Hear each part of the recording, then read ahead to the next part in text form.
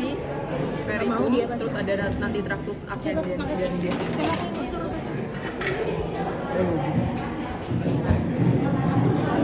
Nah, ini sistemnya nervus. Tahu?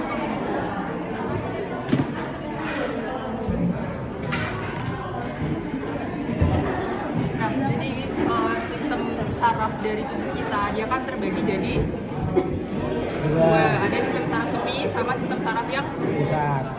Ya, pusat. Tepi sama pusat. Yang tepi itu dia ada dua. Ada apa sama apa?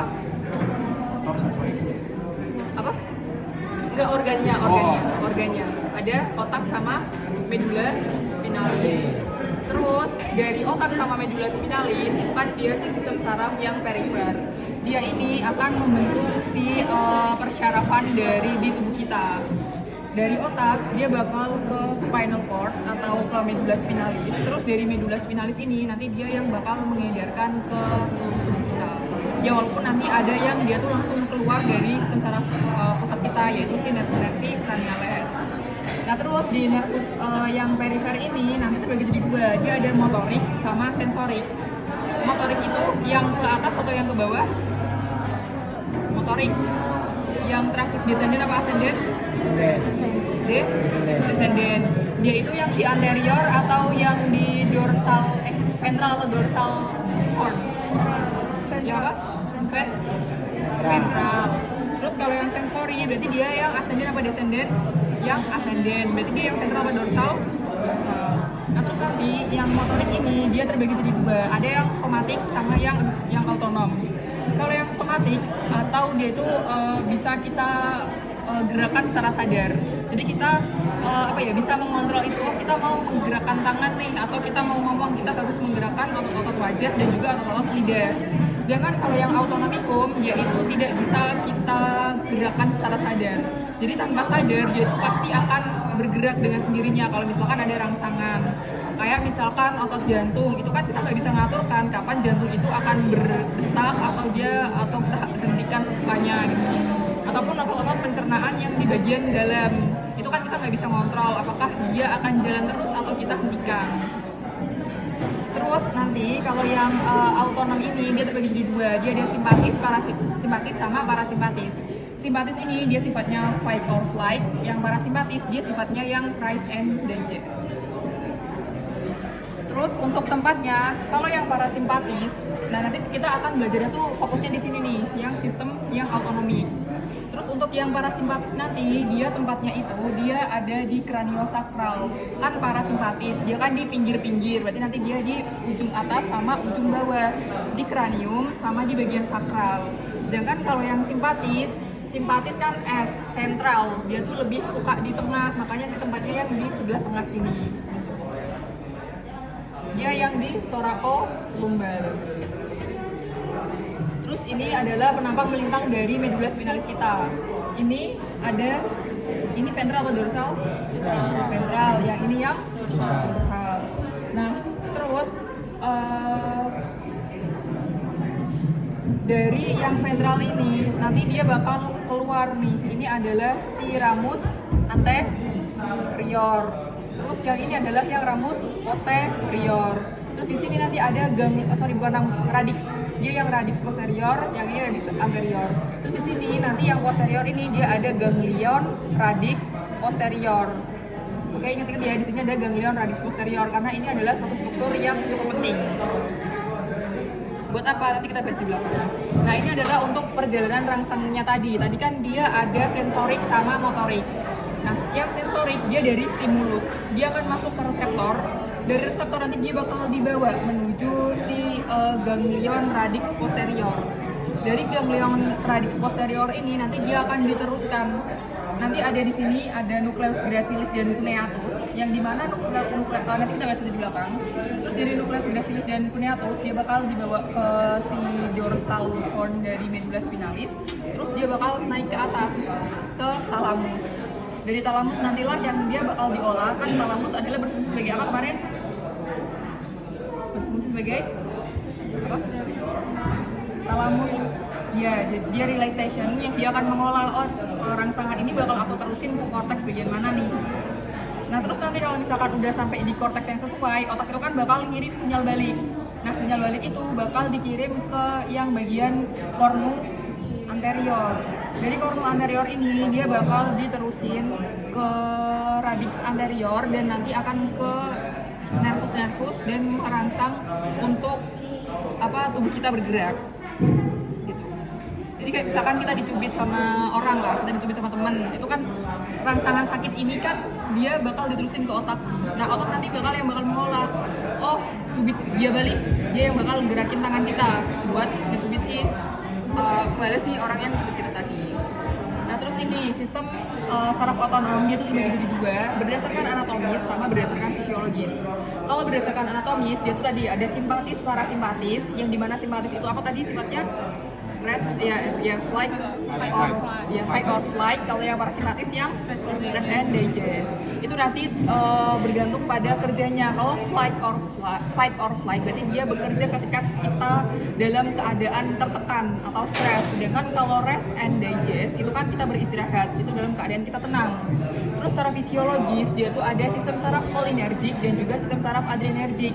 Ini bergantung pada neurotransmitter yang dia keluarkan atau neurotransmitter yang bekerja pada jalur tersebut. Kalau kolinergik berarti neurotransmitternya yang bekerja apa?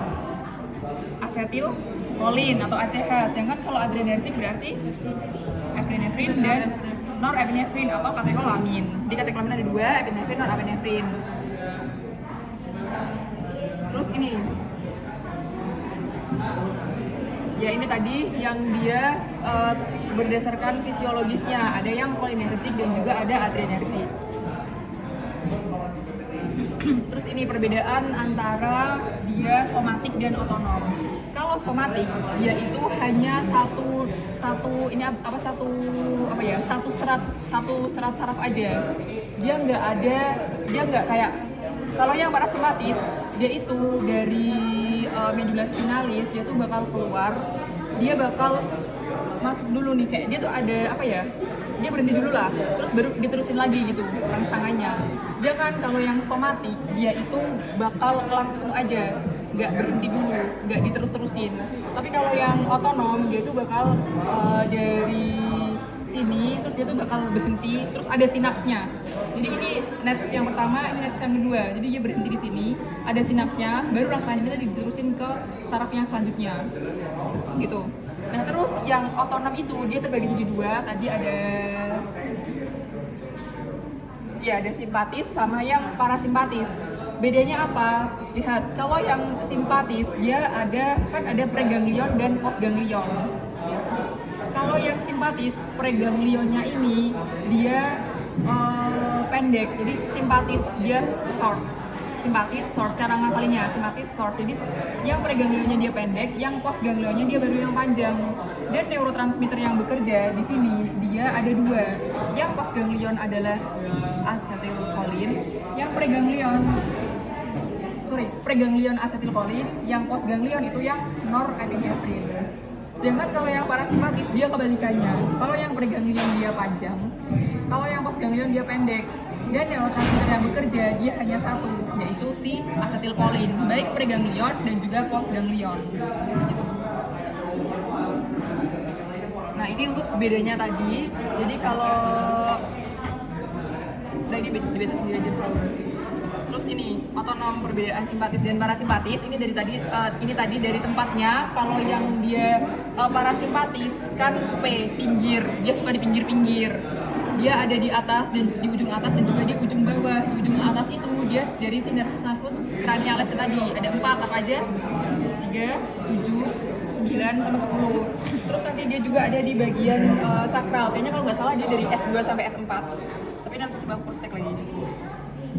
Nah ini bedanya si simpatis parasimpatis. Ini nanti baca sendiri udah dijelasin tadi.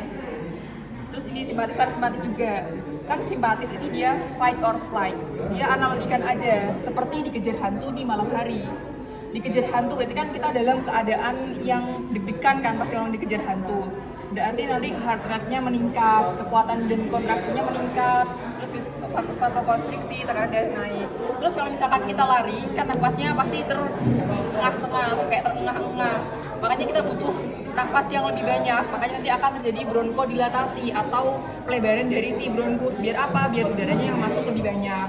Terus dia nggak kepikiran buat mencerna makanan, karena kalau misalkan kita lagi berlari-lari, kita kan kayak gak kepikiran aku nanti mau makan sate nih habis ini kan gitu kan. Makanya nanti kita ususnya bakal relaksasi dan kita nggak ada keinginan untuk buang air kecil atau buang air besar.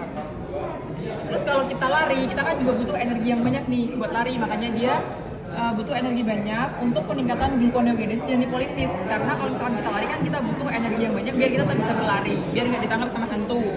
Terus berkeringat, peningkatan aktivitas kadar keringat, terus ejakulasi, heart rate meningkat saat berada pada awal orgasme. Terus di sini kan di malam hari, berarti kan dia butuh cahaya ini tuh buat masuk lebih banyak kan.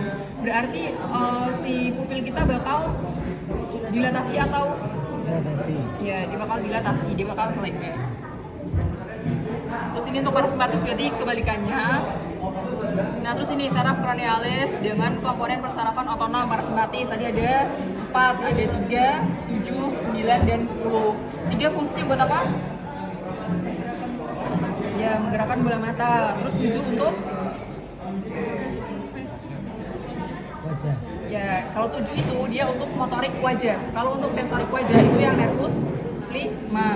Terus 9 untuk apa? 9 namanya glossopharyngeus.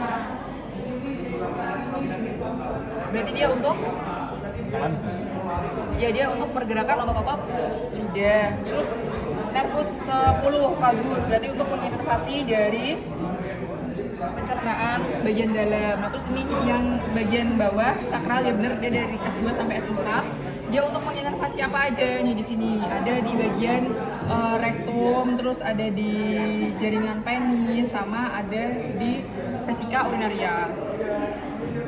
Terus kita masuk ke tractus ascendens dan juga descendens. Tadi kalau yang ascendens berarti yang ventral apa dorsal? Ascendens dorsal. Descendens yang ventral, betul. Nah ini kalau motor dia lewat ventral, kalau sensor dia lewat dorsal. Itu buat ingat-ingatnya DEF, dorsal afferent ventral efferent. Atau enggak kalau misalkan kalian motorik itu kan kalau mesin motor, mesin mobil itu kan di depan, ya kan? Dia yang bisa menggerakkan itu, berarti dia kalau yang motorik berarti dia yang dari depan. Terus ini tractus ascendens. Tractus ascendens itu dia ada 3, ada spinothalamicus lateral, spinothalamicus anterior, sama posterior column medial, lemniscus medial. Kalau yang lateral dia itu untuk sensasi nyeri dan suhu aja. Terus kalau yang anterior dia untuk sentuhan ringan dan tekanan, sedangkan kalau yang lemniscus medial, kolom posterior dia untuk sentuhan diskriminasi, getaran, dan sensasi sadar sendi. Buat cara ngafalinya, kalian urutin gini, kan kalian A, B, C, D, E, F, G gitu kan. Urutannya tuh NRS, kan A, B, C, D, E, F, G, H, K, L, M, N, O, P, Q, R, S kan gitu. NRS, nyeri, raba, suhu. NRS, nyeri, raba, suhu. Nyeri sama suhu kan di pinggir, ya kan, dia di pinggir nih, dia yang ngecepit si raba, ya kan, berarti yang nyeri sama suhu dia yang lateral. Terus jangan kebalik antara spinothalamicus sama corticospinal, karena dulu aku sering ngebalik. Kalau spinothalamicus dia yang ke atas, corticospinal itu dia yang ke bawah. Jadi jaras itu dia dinamakan dari di mana dia berasal ke mana dia akan masuk gitu. Kalau spinothalamicus berarti kan dia dari spine ke thalamus. Spine kan di bawah, thalamus di atas, jadi dia yang ke atas. Terus ini, sel badan neuron. Ada 3, sel badan neuron 1, 2, dan 3. Sel badan neuron itu di mana tempat dia akan berhenti. Terus baru rasanya itu bakal dilanjutin. Tadi aku udah sebutin ada ganglion radix posterior. Ini merupakan struktur yang penting karena dia merupakan sel badan neuron pertama. Di mana rangsangan-rangsangan ini dia tuh bakal berhenti dulu di ganglion radix posterior. Baru dia diterusin nih ke sel badan neuron 2 yang di mana nanti akan berbeda. Kalau yang spinothalamicus lateral dan anterior dia bakal masuk ke substansia gelatinosa. Sedangkan kalau yang lemniscus medial kolom posterior dia bakal ke nucleus gracilis dan cuneatus. Di mana nucleus gracilis ini dia untuk yang bagian bawah, nucleus cuneatus itu untuk yang bagian atas. Buat ngefangnya C sama G kan lebih duluan G. Ya udah berarti yang C untuk yang atas, gracilis untuk bagian bawah. Ini susah tapi dia sering keluar. Terus sel badan neuron ketiganya dia bakal ke thalamus yang dimana dia adalah relay station. Udah. Terus bakal terusin ke korteks otak. Nah ini adalah gambarnya. Tadi si sel badan neuron pertama dia kan ada di ini namanya ganglion radix posterior nih di sini. Dia kan bakal masuk. Ini kan adalah si saraf apa ya medula spinalis kan. Dia bakal masuk, terus dia bakal ke ganglion radix posterior. Terus dia apa nih kalau misalkan dia tadi yang rangsangan ini yang ini getaran dan sensasi sadar sendi, berarti dia bakal diterusin ke nucleus gracilis dan cuneatus nih di sini. Fasciculus gracilis dan di sini adalah cuneatus. Kalau dia bagian bawah dia ke gracilis, kalau bagian atas dia bakal ke cuneatus.